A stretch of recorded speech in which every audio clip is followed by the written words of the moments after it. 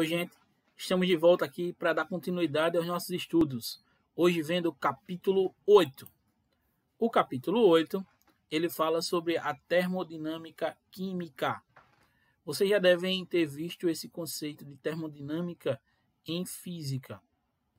Nós vamos analisá-lo de uma maneira um pouco diferente, observando agora os critérios químicos, tá? Os aspectos químicos dessas reações químicas que estamos analisando. Então vamos lá. Nós sabemos que existem algumas formas de acontecer a reação. Ela pode ser uma reação que é considerada espontânea ou não espontânea. Nós observamos processos espontâneos quando acontecem naturalmente. Como assim? Quando você não precisa colocar nenhum fator externo que venha modificar aquela reação. Então, por exemplo, uma pilha. Quando você pega uma pilha e coloca lá no seu controle remoto da TV, você está utilizando uma reação química que é espontânea. Ela acontece naturalmente para produzir energia. Já se fosse o contrário, então, por exemplo, nos processos de galvanização, você precisa de energia elétrica para que possa fornecer aquele sistema, aquela reação, uma condição para que ela venha a acontecer. Então, nesse caso, essa reação química, ela não é mais considerada uma reação espontânea. Ela vai ser não espontânea. Então, a energia do sistema já aconteceu de uma maneira diferente. Observem, por exemplo, aí no livro de vocês podem ver a fotozinho aí da Era do Gelo, mostrando o derretimento das geleiras. Então, para acontecer o derretimento das geleiras, ela acontece em um processo que é considerado espontâneo, né? Então, o calor do ambiente faz com que as geleiras derretam. Isso seria um processo natural, certo? Beleza. Agora, imagina só se fosse o contrário. Então, transformar agora toda essa água em gelo novamente. Você precisaria de uma força externa, porque a temperatura do ambiente é maior do que a temperatura que tem para congelar a água, né? Então, você precisaria, por exemplo, colocar num congelador. Então, você teria que baixar a temperatura de uma maneira diferente para fazer com que a água voltasse a ficar sólida. Então, o derretimento seria considerado um processo espontâneo e o congelamento, nas nossas condições, né, um processo que é considerado como não espontâneo. Beleza? Existem alguns conceitos que vocês já devem ter visto, mas que nós vamos adaptá-los ou vamos melhorá-los para que vocês possam utilizá-los na química, tá? O primeiro conceito é de sistema. Então, existem 3 tipos de sistemas que nós podemos analisar: os isolados, os fechados e os abertos. O isolado é aquele que não consegue trocar energia entre a matéria e o ambiente. Então, você não troca energia de matéria com o ambiente. Então, isso é considerado isolado. O fechado, ele pode até trocar energia, mas não troca matéria, tá? Então, como assim? Lá na garrafa térmica, ela tende a conservar, a ideia principal da garrafa térmica é conservar tanto o calor quanto a substância que está lá dentro, para que não haja nenhum tipo de reação. Já uma garrafa comum de refrigerante, por exemplo, ela permite que você tire ela do congelador, coloca lá em cima da mesa, ela começa a trocar calor com o ambiente, ou seja, ela vai aumentar a sua temperatura. Então, esse sistema é considerado fechado e permite uma troca de energia, porém, não permite uma troca de matéria. O último caso que nós vamos ver são os sistemas que são considerados abertos. Esses sistemas abertos, eles tanto vai trocar energia como matéria com o ambiente, que é o caso da nossa pele. Então, a nossa pele permite que nós possamos trocar matérias, como por exemplo água. Então, o nosso corpo começa a suar e aquele suor evapora. Calor também, então se por exemplo o ambiente está mais frio e o seu corpo está mais quente, você tende a ceder calor para o ambiente. E o contrário também é verdadeiro. Então, nesse caso, são os 3 sistemas que nós vamos começar a observar nas nossas próximas aulas. Existem também as fronteiras dos sistemas. Então, o sistema seria o todo, tá? E a fronteira seria a barreira entre esses sistemas. Então, existem 3 fronteiras, que são as adiabáticas, as diatérmicas e as permeáveis. Eu tentei colocar os mesmos exemplos do anterior, tá? Então, a adiabática não permite passagem nem de calor, nem a passagem de matéria. Então, não permite a passagem de calor entre o sistema e o ambiente. A mesma coisa acontece na diatérmica, só que nesse caso, ele permite a passagem de calor, mas não permite a passagem de matéria, que é o caso da garrafinha de refrigerante. E as permeáveis é a pele humana, né? A pele humana, ela tende a deixar esse sistema mais permeável.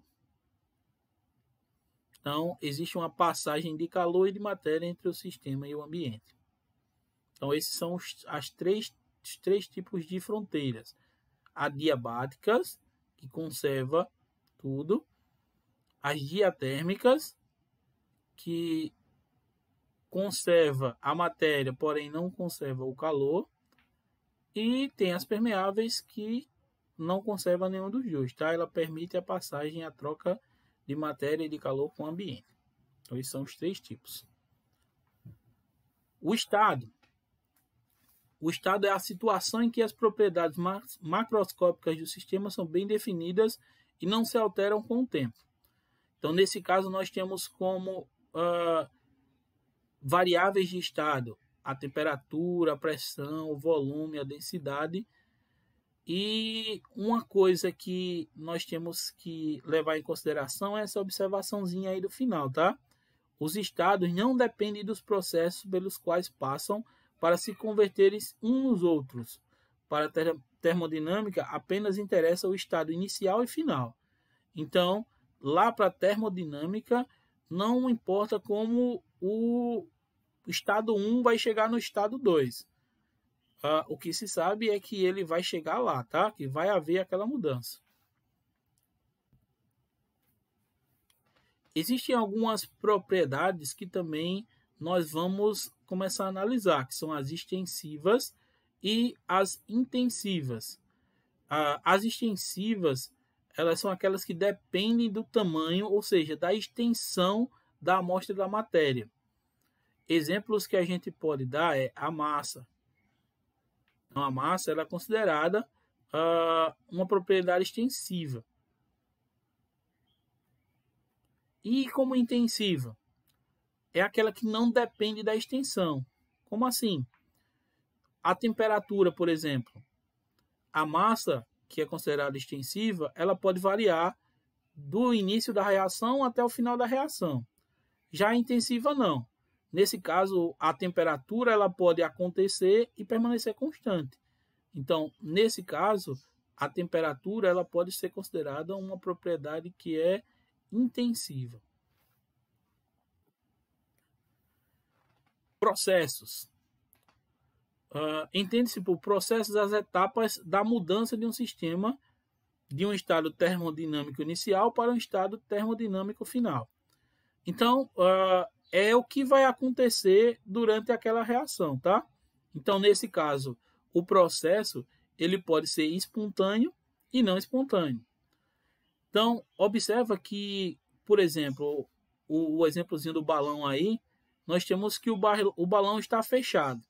Um está cheio e o outro está vazio.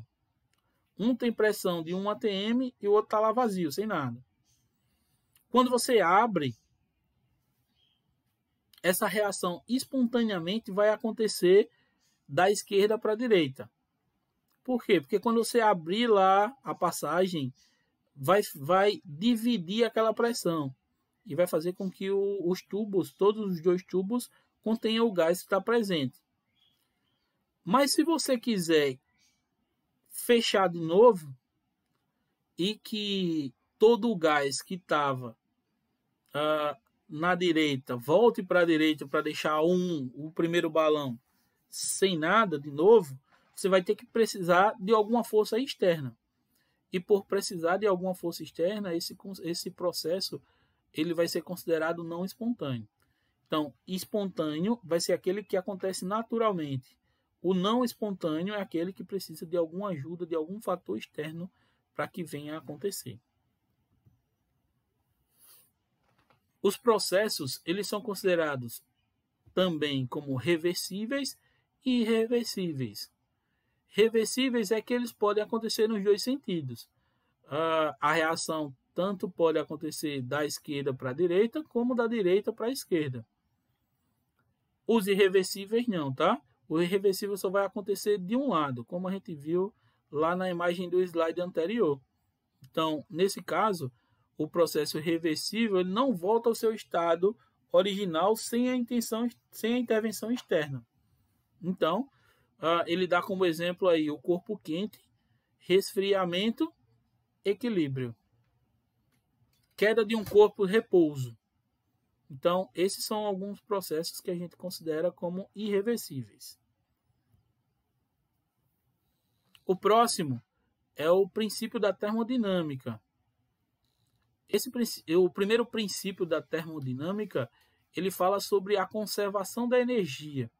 Então, ele fala que essa energia não pode ser produzida nem destruída. Ela já está lá no ambiente. O que você pode fazer é transformar essa energia, tá? Então, isso é o que diz o primeiro princípio da termodinâmica. O segundo princípio da termodinâmica, ele tende a falar um pouco sobre a entropia. Lembra que a gente deu um conceito básico sobre entropia lá nas aulas anteriores. Então, a gente falou que a entropia seria a característica de uma substância ficar desordenada. Então, nesse caso, o segundo princípio diz assim: a entropia do universo tende a um máximo, ou seja, o universo tende a deixar essa entropia cada vez mais desordenada, tá? Então, nos fenômenos espontâneos, em geral, a desordem cresce, isso é, a entropia aumenta. Então, nós podemos falar que nesse tipo de fenômeno espontâneo, tende a entropia ter um valor maior do que no não espontâneo. E aí tem o mesmo exemplozinho lá do balão, né? Só que agora ele colocou uns pontinhos aí para mostrar que a tendência é que cada vez mais esses elementos, essas moléculas, elas fiquem desordenadas. Então, isso é uma característica do segundo princípio da termodinâmica. O terceiro princípio da termodinâmica fala: a entropia dos sólidos cristalinos puros no zero absoluto é igual a zero. O que isso quer dizer? É que a entropia ela tende a ficar mais baixa em temperaturas menores. Então, se você tem uma temperatura menor, a entropia vai diminuindo, tendendo a zero. Já se você tem uma temperatura maior, essa entropia tende a crescer. Então, a temperatura é um fator que pode alterar essa entropia, certo? Calor e trabalho. A primeira regra básica que nós temos que saber é que a energia não pode ser criada nem destruída. Foi o que a gente viu lá no primeiro princípio, né? Na primeira lei. Então, nesse caso, a soma da energia final ou a subtração da energia final menos a inicial tem que ser igual a zero. Então, se você não pode criar nem destruir, o que você tinha no início tem que ter no final. E aí nós temos que analisar algumas características, como o trabalho. O trabalho seria um deslocamento, ele causa um deslocamento ou provocam uma deformação. Para as reações químicas, ele está associado também à variação de volume, tá? A temperatura seria uma maneira de comparar, né, a desordem das partículas. Então, a temperatura também é um fator importante nesses nossos estudos, tá?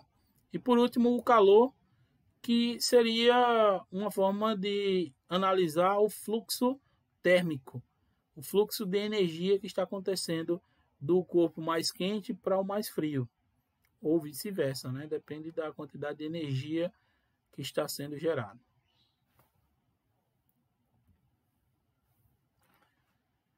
Algumas convenções de sinais para calor e trabalho, tá? Recomendadas pela IUPAC. E o que é o IUPAC? Vocês lembram? Eu acho que sim, né? Vocês já devem ter ouvido muito falar sobre a IUPAC. Então, essa é a União Internacional da Química Pura e Aplicada. Ela é quem dita algumas regrinhas da química, né? Então, nesse caso, nós vamos analisar primeiro o calor. O calor diz assim: tem sinal positivo quando o sistema absorve calor da vizinhança. Como assim? Toda vez que o corpo absorve calor, ele tende a ter um sinal positivo. O contrário também é verdadeiro, tá? Então, se ele libera calor, a tendência é que esse sinal ele tende a ser negativo. Então, perdeu calor negativo, ganhou calor positivo. A mesma coisa acontece com o trabalho, tá? Então, tem sinal positivo quando o sistema absorve calor. Tem sinal negativo quando o sistema libera calor. E aí tem as ilustrações aí embaixo que vocês podem observar. Eu tenho um sistema, tem uma reação química que está acontecendo.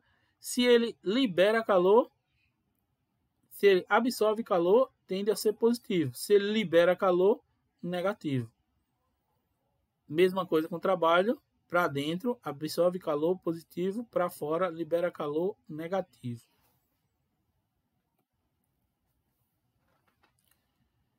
E aí tem uma expressão matemática do primeiro princípio da termodinâmica, que diz que o ΔU, que seria a energia interna de um sistema, é a soma algébrica do calor Q absorvido ou liberado, mais o trabalho W realizado sobre o sistema. Então, lembra lá dos sinais, se é positivo ou negativo, e faz aí a soma para ver o que é que dá. Tem algumas questõezinhas aí que estão no livro de vocês, já é um exercício resolvido, a gente vai comentar ele aqui rapidinho, que diz assim: um motor de um automóvel libera 20 joules de trabalho e 5 kJ de calor. Então lembra, ele está liberando, tá? Se ele está liberando, o sinal vai ser positivo ou negativo? Está liberando, ele está perdendo. Se ele está perdendo, a tendência é que esse sinal seja negativo. Isso aí, muito bem. Então, qual é a variação de energia interna desse sistema? Então, ΔU vai ser 20 e 5. Então, eu tenho 20 kJ e tenho 5 kJ. Só que como ele perdeu para o sistema, esse sinal vai ser negativo. Então, a perda de energia foi de 25 kJ. Negativos, menos 25 kJ. Segunda questão. Se uma mola for comprimida, realizando sobre ela um trabalho de 12 kJ e ao mesmo tempo ela perder 5 kJ de calor para o meio, qual vai ser a variação dessa energia interna? Então, primeiro, a mola recebeu na forma de trabalho 12 kJ. Se ele recebeu esse sinal positivo. E ele liberou como calor 5 kJ. Se ele liberou, ele perdeu. Então eu tenho positivo 12 e negativo 5. Então na soma aí, fazendo a soma, nós temos 7 kJ positivos como resposta para esse sistema. Beleza? Então é isso aí, tá? Já dá para resolver algumas das questões do livro. Eu vou dividir em duas partes esse capítulo para que a gente não confunda muita informação, tá? Então essa primeira parte já dá para resolver algumas questõezinhas, de uma analisada lá, e na próxima aula a gente tira dúvidas, tá? Valeu, até a próxima!